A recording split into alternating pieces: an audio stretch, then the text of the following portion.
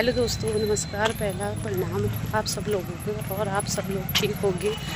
मैं ठीक हूँ। आज हम लोग जा रहे हैं फिजियोथेरेपी के लिए, और अभी बजे हैं सुबह के 9:30। सभी लोग जा रहे हैं वहाँ पर, और यह फ्री की सेवा है। जो भी आना चाहे आ सकते हैं। और दमन वहाँ पे संस्था खुली है, और अभी फ्री में फिजियोथेरेपी करा रहे हैं।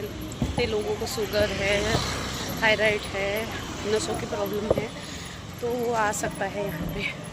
एकदम अच्छा फिजियोथेरेपी दी जा रही है। तो आपको दिखाती हूँ। तो देखो, सभी दोस्त भी जा रहे हैं। बहुत सारे लोग ये आए हुए हैं कहाँ से, जिस लोगों को फ़ायदा भी हुआ है।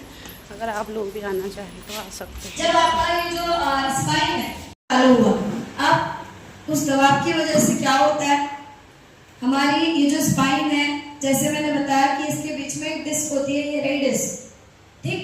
तो ये स्पाइनल कॉर्ड है। इस स्पाइनल कॉर्ड के बाहर 2 वर्टिब्रा है, और 2 वर्टिब्रा को आपस में टकराने से रोकने के लिए ये रही डिस्क। अब ये डिस्क क्या काम कर रही है, बीच में जितनी बार आप जंप कर रहे हो, कुछ भी काम कर रहे हो, उठा रहे हो सामान, एक्सरसाइज कर रहे हो, बॉडी को मूवमेंट कर रहे हो, तो ये डिस्क क्या कर रही है, प्रेशर बार बार क्या कर रही है, आपस में टकराने से रोक रही है।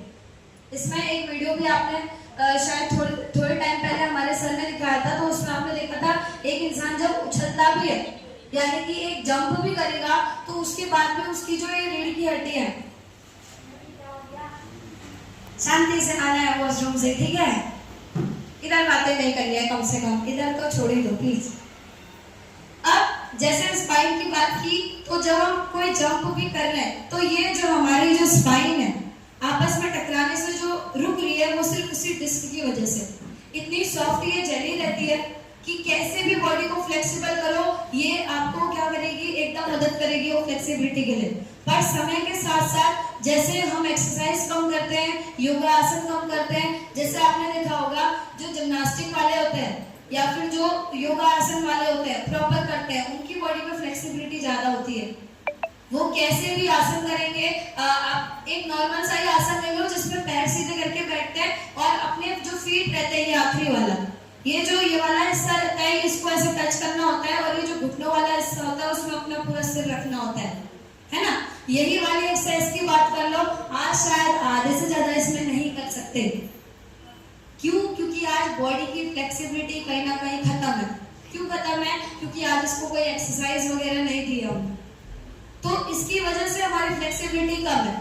और जो व्यक्ति, जैसे मैंने बताया, जिम्नास्टिक है या फिर योगा आसन, इस चीजों को करते हैं, उनकी बॉडी बहुत ही फ्लेक्सिबल होती है, कैसे भी मूवमेंट कर सकते हैं, कैसा भी आसन कर सकते हैं। और इसमें जैसे मैंने बताया कि जो प्रेशर ले रहा है, अब जब ये लंबे टाइम तक प्रेशर लेती है इस तरीके से, जैसे मान लीजिए झुकाव आगे की तरफ ज्यादा हो गया या पीछे की तरफ ज्यादा देर तक हो गया, तो उसके बाद क्या होगा, वहां से निकलने वाली जो नसें हैं, मैं लुम्बर की बात करूं तो लुम्बर में 5 नसें आती है, जो कि आपके 5 ऑर्गन से जुड़ी हुई होती है, जिसमें आपकी बड़ी आंत भी आ गई, अपेंडिक्स का हिस्सा भी आ गया, आपके यूट्रस का हिस्सा भी आ गया, आपके प्रोस्टेट ग्लैंड और आपकी साइटिका नर्व, जो पैरों की नसें निकल रही है पूरी, जिसमें आपको, आप बोलते हो मुझे घुटने का दर्द है, मुझे ये कैलवस एंकल्स, यानी कि आपकी ये पिंडलियों का दर्द है, या फिर एड़ी में अक्सर दर्द रहता है, ये पूरा दर्द किससे जुड़ा हुआ है, L4 की जो नस निकल रही है।